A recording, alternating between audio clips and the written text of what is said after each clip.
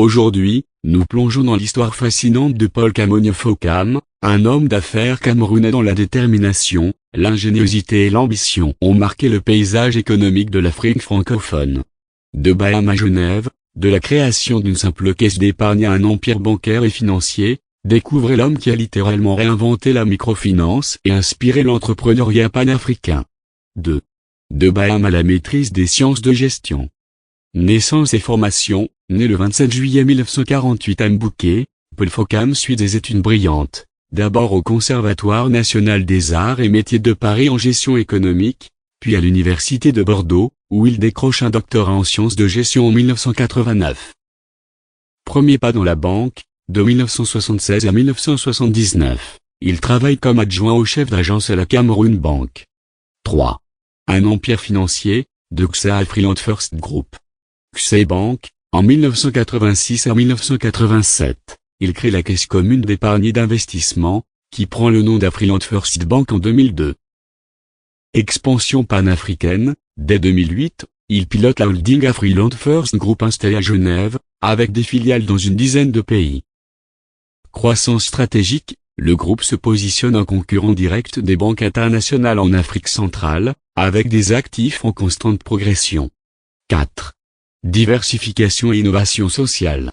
La microfinance MC au carré, en 1992, il lance le modèle MC au carré, avec pour formule, victoire contre la pauvreté égale moyens compétences communauté. Présent dans plusieurs pays, ce modèle révolutionne l'accès au crédit rural. Holding SAPA et entreprises diverses, créateur de la Société africaine de participation, il investit dans l'assurance, l'édition, l'immobilier, la sécurité, la papeterie, etc. Éducation et médias. En 2006, il fonde le PK Fokam Institute of Excellence pour les formations en ingénierie, management et informatique, ainsi que Vox Africa, chaîne panafricaine basée à Londres. 5. Auteur engagé et penseur de l'Afrique. Œuvre marquante, auteur de nombreux ouvrages, dont Et si l'Afrique se réveillait. Quelle Afrique à l'horizon 2050? L'intelligence économique, et deux capitaines d'industrie se racontent.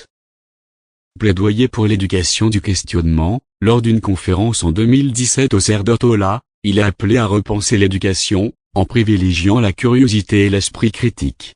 6. Distinction et reconnaissance internationale. Prix honneur, lauréat du German Africa Award, Lifetime Achievement Awards d'African Banker en 2016, chevalier de l'Ordre de la Valeur, et en 2021 nommé commandeur de l'Ordre national du mérite par le président de Guinée Alpha Condé pour son engagement MC au carré. Leadership continu. En 2020, il devient président du Conseil de la Banque nationale d'investissement de Guinée.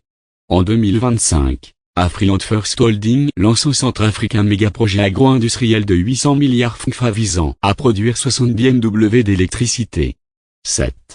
Un impact durable et inspirant. Paul Fokam, aujourd'hui âgé de 75 ans, demeure un acteur influent et visionnaire, modèle d'afrocapitalisme engagé, adepte du panafricanisme et promoteur d'une Afrique autonome, inclusive et innovante. 8. Conclusion inspirante. Paul Kamonyi Fokam est bien plus qu'un simple banquier ou investisseur, il a bâti un empire financier au service du développement africain, mêlant vision sociale et excellence économique. Par la microfinance, l'éducation, l'innovation et l'écriture, il a démontré que les solutions aux défis de la pauvreté peuvent être endogènes et portées par des acteurs locaux. Son parcours, alliant humilité, audace et détermination, invite chaque jeune Africain à croire en ses capacités à transformer le continent.